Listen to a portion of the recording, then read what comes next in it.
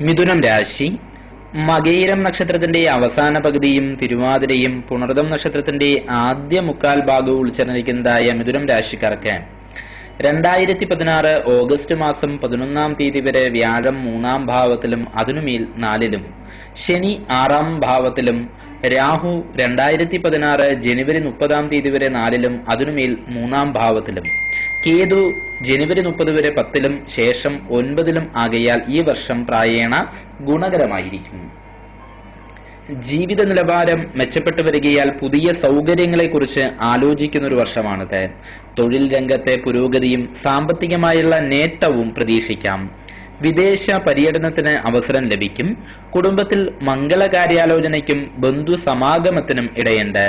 ഗൃഹം മോടി പിടിപ്പിക്കുവാനോ നൂതന ഗൃഹാരംഭത്തിനോ യോഗം കാണുന്നു. സഹോദരങ്ങളിൽ നിന്നും സുഹൃത്തുക്കളിൽ നിന്നും സഹായ സഹകരണങ്ങളും പ്രതീക്ഷിക്കാം. ഗവൺമെന്റ് തലത്തിൽ നിന്നുമുള്ളതായിരിക്കുന്ന ആനുകൂല്യങ്ങളും ഉണ്ടാകും. സ്വന്തം ചുമതലകൾ മറ്റുള്ള വ്യക്തികളെ ഏൽപ്പിക്കുന്നതും മറ്റുള്ളവരുടെ കാര്യങ്ങളിൽ അനാവശ്യമായി ഇടപെടുന്നതും ഒഴിവാക്കുവാൻ ശ്രമിക്കണം. ദോഷപരിഹാരാർത്ഥമായി വിഷ്ണു പ്രീതികരങ്ങളായിരിക്കുന്ന കർമ്മങ്ങൾ അനുഷ്ഠിക്കാം. മിഥുനം രാശി. മകയിരം